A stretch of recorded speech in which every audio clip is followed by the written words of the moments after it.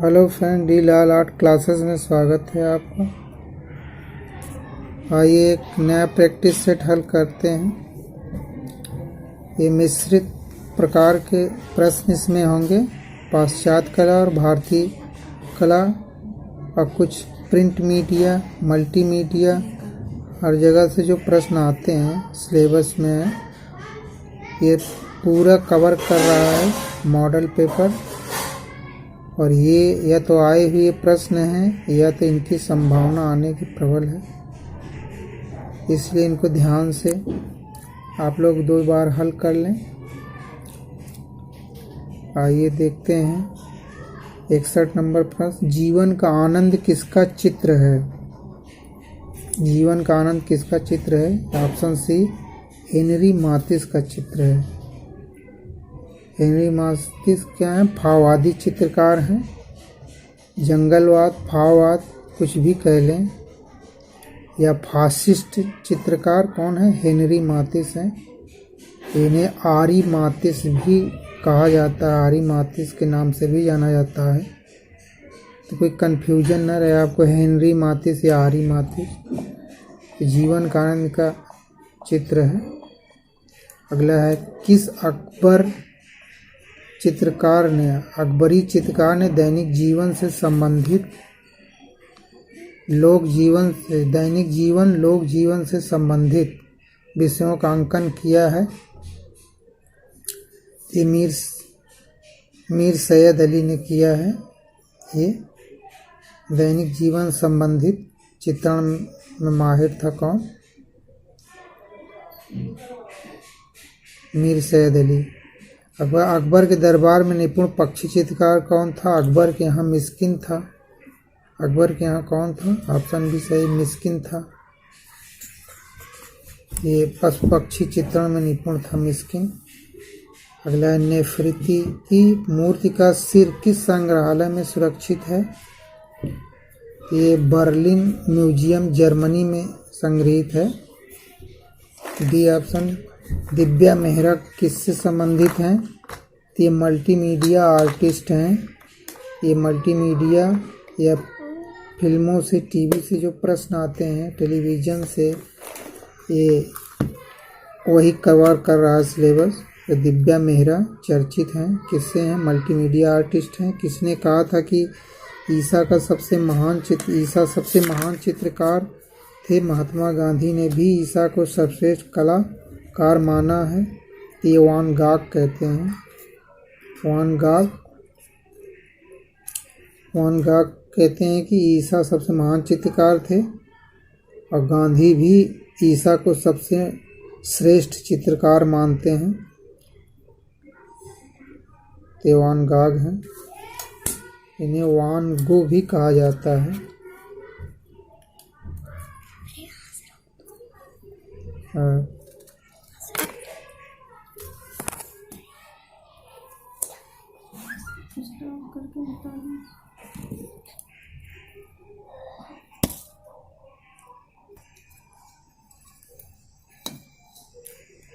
अगला है, मनुष्य निर्मित सर्वाधिक प्राचीन स्थापत्य वीनस ऑफ विलेंडॉर्फ कहाँ से प्राप्त हुई है? तो दक्षिणी ऑस्ट्रिया से प्राप्त हुई है। ये करंट टाइप क्वेश्चन है। दक्षिणी ऑस्ट्रिया से प्राप्त है। ऑप्शन सी सही है। देशभक्ति पूर्ण मिले सुर मेरा तुम्हारा, जो वर्ष 98 में भारतीय टेलीविज़न पर प्रसारित किया गया था, किसके लिए रचा गया था? तो इंडियन आर्मी के लिए ये नारा था, मिले सुर मेरा तुम्हारा। करंट टाइप क्वेश्चन है। पिकासो का जन्म कहाँ हुआ था? स्पेन में हुआ था। पिकासो स्पेन के मलागा गांव में हुआ था। मलागा नामक स्थान पर इम्पोर्टेंट है। पिकासो के बारे में पूछता है, कहाँ हुआ था? स्पेन में। कभी उसके जन्म स्थल को पूछता है, कहाँ? मलागा, स्पेन के मलागा में। इम्पोर्टेंट है। पिकासो का सबसे प्रसिद्ध चित्र कौन सा है? सबसे प्रसिद्ध चित्र पिकासो का गुएर्निका है।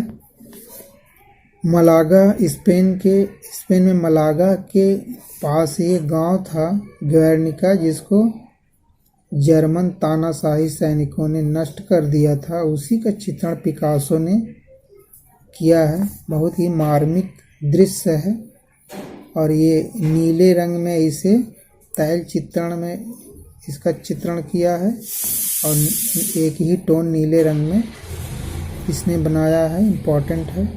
कितने में इसकी साइज क्या है? 25.5 × 11.5 cm ग्वेर्निका की साइज ये है। अगला है चर्चित टेलीविज़न सीरियल रामायण के निर्माता कौन थे?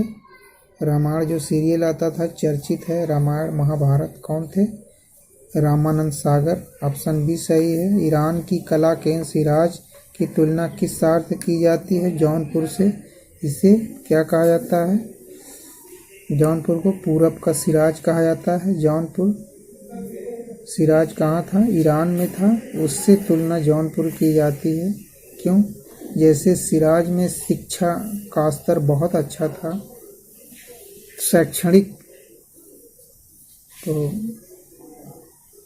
शैक्षणिक उपलब्धि के कारण सिराज जौनपुर को क्या कहा जाता था? सिराज कहा जाता था।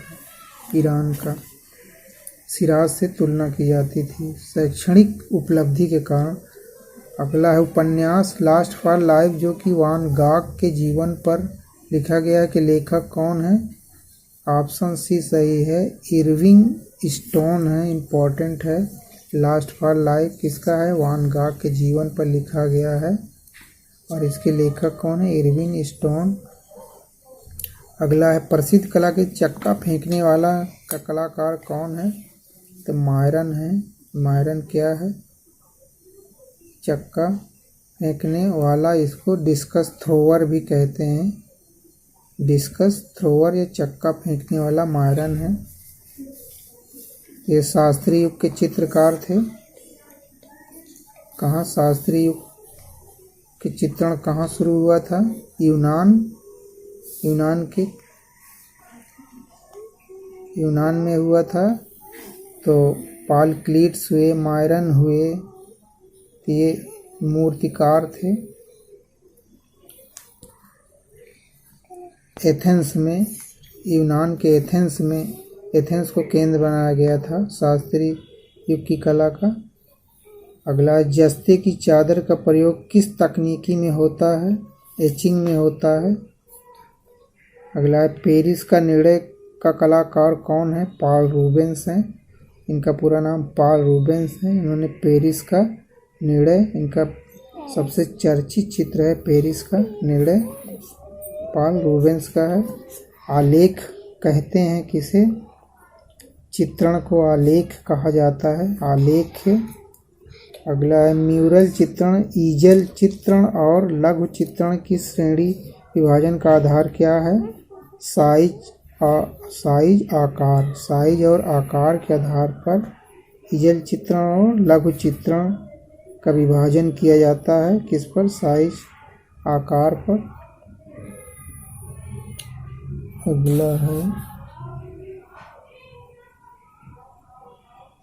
किसी कलाकृति में विषय की पहचान कैसे करेंगे आप? विषय की पहचान कैसे करेंगे? कोई कलाकृति है, उसका विषय क्या है, उसकी पहचान कैसे करेंगे? सभी अंगों को मिलाकर, जो चित्रण किया गया उसे सभी अंगों को मिलाकर उसके विषय की पहचान की जाएगी। ऑप्शन सी सही है। जनसाधारण से संबंधित चित्रों को क्या कहते हैं? इसे जेनर चित्रण कहते हैं। ऑप्शन डी सही है। जेनर चित्रण। जनसाधारण संबंधित चित्रण को क्या कहते हैं? जेनर चित्रण। परिभाषित दृष्टि से द्विआयामी है। क्या है? द्विआयामी। धरातल। धरातल क्या होता है? द्विआयामी। लंबाई और चौड़ाई धरातल में होगी तो क्या होगा? द्विआयामी। धरातल क्या है? चित्रण की भूमि को धरातल बोलते हैं। जहाँ पर चित्रण किया जाना है उसे क्या बोलते हैं? धरातल। तो क्या होगा? लंबाई और चौड़ाई में होगा। लंबाई और चौड़ाई को क्या बोलते हैं? द्विआयामी। इनमें से त्रिआयामी कौन सा है? तो इसमें त्रिआयामी क्या है? पुस्तक है। पुस्तक में क्या होगी? लंबाई, चौड़ाई और मोटाई तीनों होगी तो उसे त्रिआयामी। लंबाई चौड़ाई होगी द्विआयामी, अगर मोटाई या गहराई भी है तो त्रिआयामी होगी, 3 डायमेंशन कहा जाएगा उसे। तैल रंगों को मोम के साथ मिश्रित कर लगाने की क्रिया को क्या कहते हैं? तो एनकास्टिंग बोलते हैं। ऑप्शन ये सही है, एनकास्टिंग शब्दावली प्रयोग की जाती है। रूप से रूप को अंशतः ढकने पर आभास होता है। क्या आभास होता है? दूरी का आभास होता है। दूरी का आभास चित्र में कराना है तो इस विधि को अपनाए। रूप से रूप को अंशतः ढकने का प्रयास किया जाता है ताकि दूरी का आभास हो। अगला है पर्सपेक्टिव का प्रयोग कहाँ पर होता है? पर्सपेक्टिव का दूरी दिखाने के लिए। पर्सपेक्टिव शब्दावली प्रयोग कहाँ होता है? दूरी दिखाने के लिए। अतः किसी बच्चे द्वारा दीवार पर कोयला घसीट कर बनाई गई आकृति को क्या कहते हैं?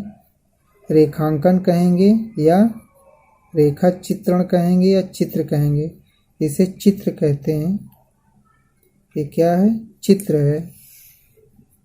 अगला है व्यवहारिक कला के अंतर्गत कौन सी कलाएं आती हैं? बुक कवर, विज्ञापन, पोस्टर, ये सब व्यवहारिक कला ही हैं। उपरोक्त सभी, ऑप्शन डी सही होगा, सब, ये सब व्यवहारिक कला। अगला है एचिंग में प्राथमिक अंकन को क्या कहते हैं? एचिंग में इंटैंग्लियो कहते हैं। इम्पॉर्टेंट है इंटैंग्लियो।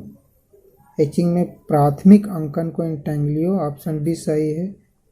अगला है फेबर ने इंग्लैंड में पेंसिल कंपनी स्थापित की थी। फेबर ने पेंसिल कंपनी कब स्थापित की थी? किस सन में की थी?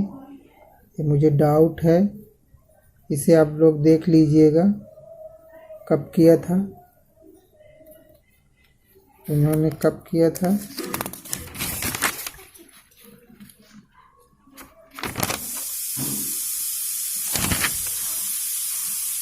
ये 1962 में किया था। 1962 में किया था, बी ऑप्शन सही है। 1962 में। बहुत इम्पोर्टेंट ये नहीं है। फेबर ने इंग्लैंड पेंसिल कंपनी स्थापित की थी 62 में।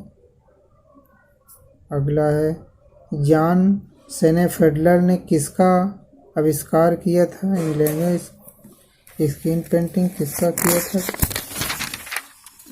किसको किया था इन्होंने? तो ये लिथोग्राफी का आविष्कार किया था इन्होंने। लिथोग्राफी क्या है? प्रिंटिंग प्रेस जिसको बोलते हैं। लिथोग्राफी का मतलब प्रिंटिंग प्रेस। भारत में सबसे पहले किसने लगाया था? राजा रवि वर्मा ने। कहाँ पे लगाया था? तो ये घटकोपार में लगाया था। प्रश्न ऐसे बनता है कि किस भारतीय ने सर्वप्रथम लिथोग्राफी प्रेस लगाया था? तो राजा रवि वर्मा ने। कहाँ लगाया था?